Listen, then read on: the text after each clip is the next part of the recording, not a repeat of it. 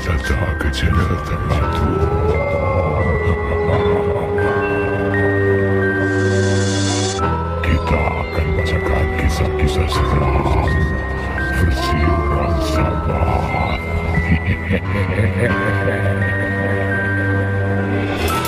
Cerita-cerita yang akan Anda dengar di sini hanya satu hiburan saja. Sekiranya Anda rasa takut, bawa kawan-kawan Anda.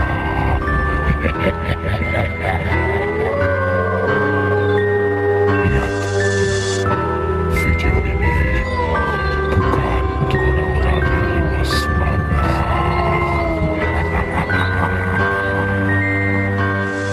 Saya ulang sekali lagi, video ini bukan untuk orang yang lemah semangat.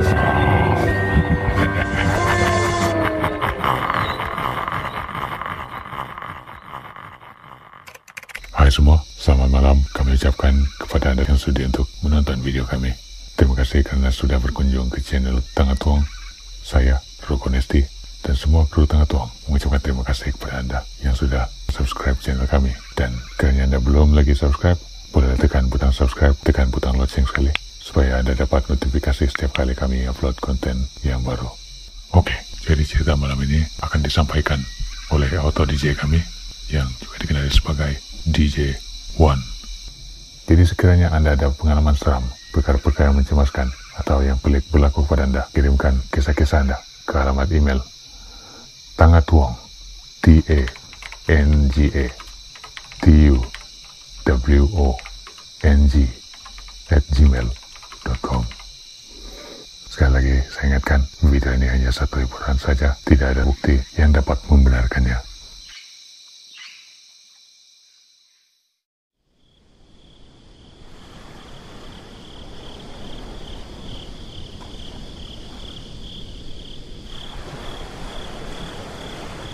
Mungkin ada di antara rakan-rakan anda yang dapat melihat benda-benda yang tidak dapat dilihat oleh mata kasar manusia biasa. Pernahkah anda terfikir apa rasanya jika anda mempunyai kemampuan sedemikian? Rasa bagaimana apabila tidak dapat menjelaskan penglihatan anda kepada kawan-kawan? Atau bagaimana rasanya apabila terlihat benda-benda aneh di sebelah kawan anda? Atau di depan mata anda? Inilah yang aku mau ceritakan di Tengah Tuang pada malam ini. Perihal bagaimana aku memperoleh penglihatan yang seringkali disebut sebagai sixth sense ini. Barangkali ada yang akan percaya dan ada yang tidak percaya dengan ceritaku ini. Rasanya tidak perlu untuk aku beritahu nama sebenarku. Cukuplah aku dikenali sebagai Diana saja dalam cerita ini.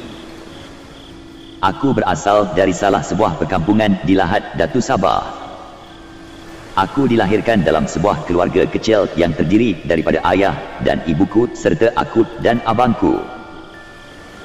Sekarang, aku bekerja sebagai tukang masak di salah sebuah hotel di kawasan Kota Kinabalu. Jadi, aku mulai boleh nampak seawal usiaku mencecah 18 tahun. Ceritanya begini.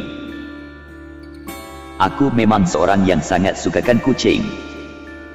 Bunyinya yang menggeramkan, bulunya yang halus dan melihat mereka makan boleh menghilangkan stres. Ada kalanya aku sampai bawa kucing tidur bersamaku untuk satu malam. Itu pun kalau kucing itu cukup bersih. Sungguh pun begitu. Aku tidak memelihara kucing di dalam rumahku kerana aku bukanlah seorang yang rajin sangat. Takut-takut aku tidak mampu menjaga mereka nanti.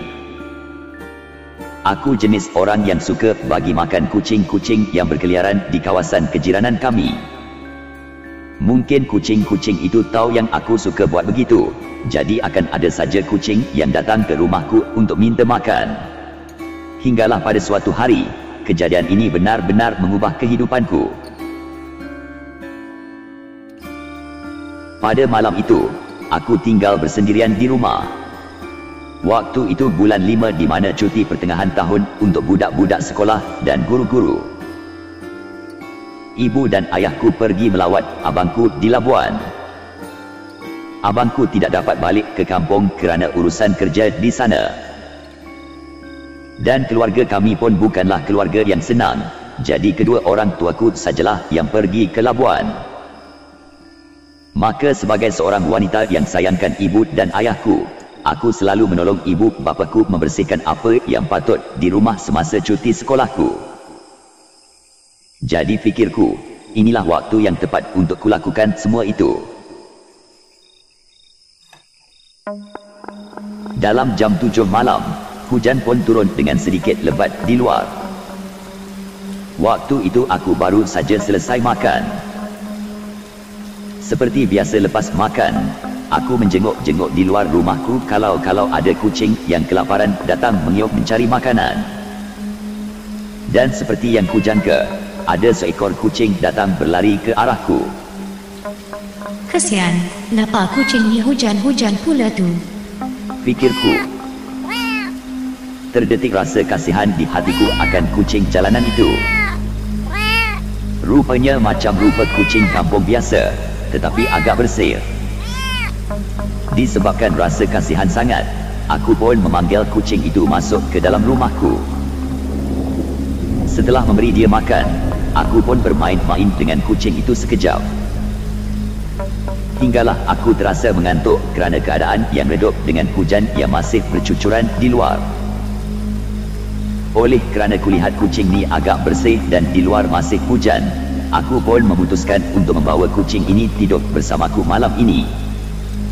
Jadi setelah masuk ke bilik, kunci pintu dan tingkap, aku pun pergi tidur bersama kucing yang baru kutemui itu.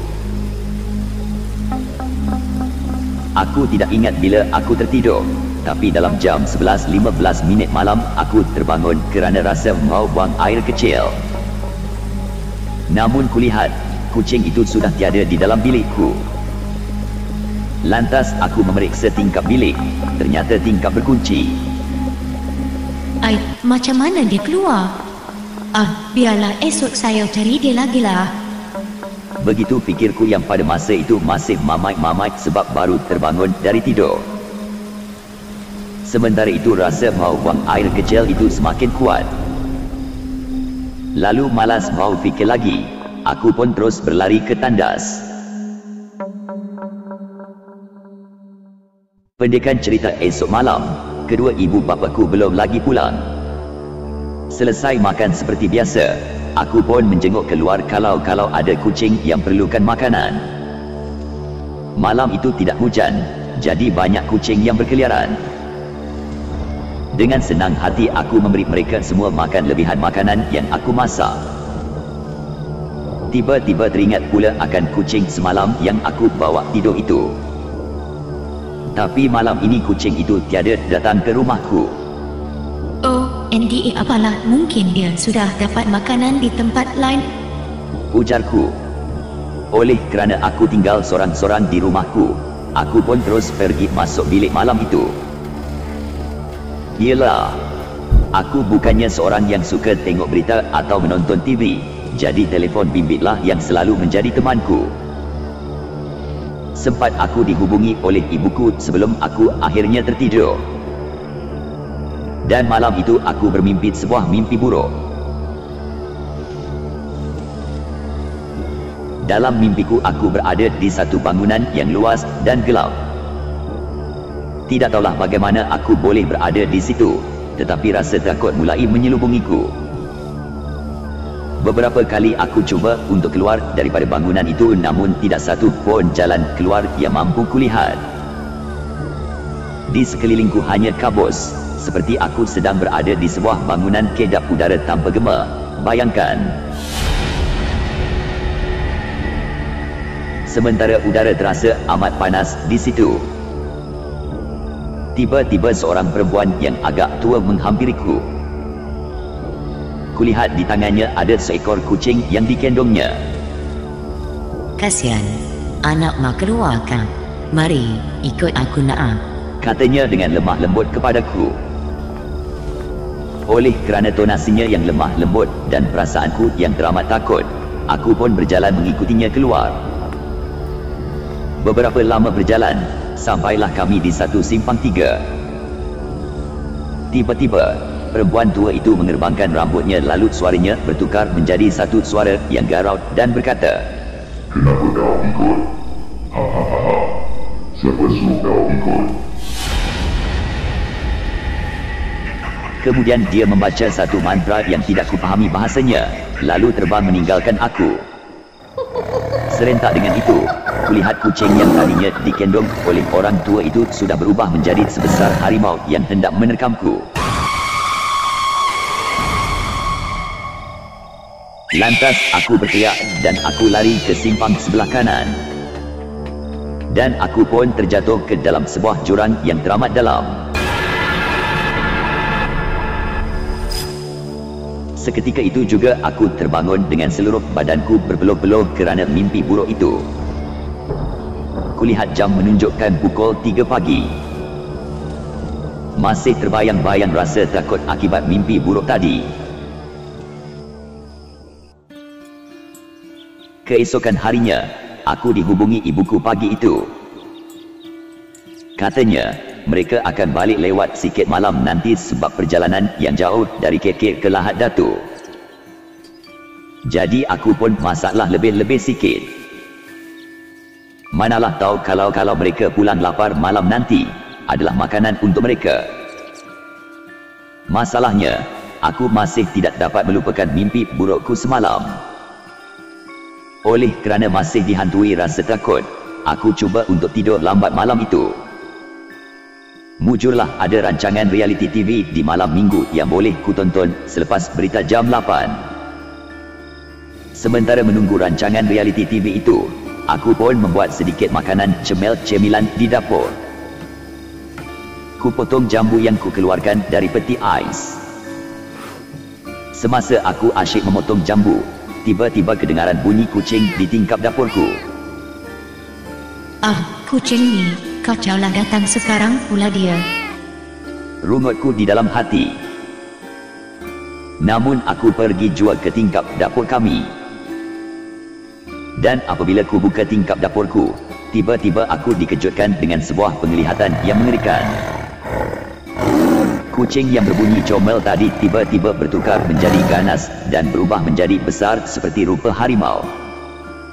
Lalu kucing itu mengangangkan mulutnya dan menjelirkan lidahnya yang panjang di depan mataku.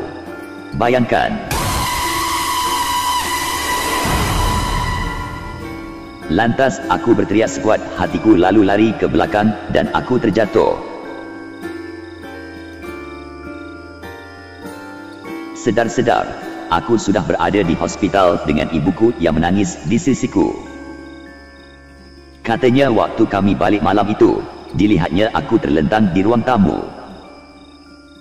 Lalu dengan panik mereka mengangkat aku masuk kereta dan terus membawaku ke hospital. Mujurlah tidak ada kecederaan yang serius terjadi kepada diriku, cuma pingsan saja. Namun, masih kuingat dengan jelas penglihatan itu. Dan sejak itulah, aku sudah mulai selalu diganggu oleh makhluk halus. Aku juga sering kali ternampak mereka. Kesian orang tuaku. Tiap kali aku ternampak makhluk halus, aku akan jatuh sakit dan histeria. Sampai sekarang, aku masih lagi dalam rawatan.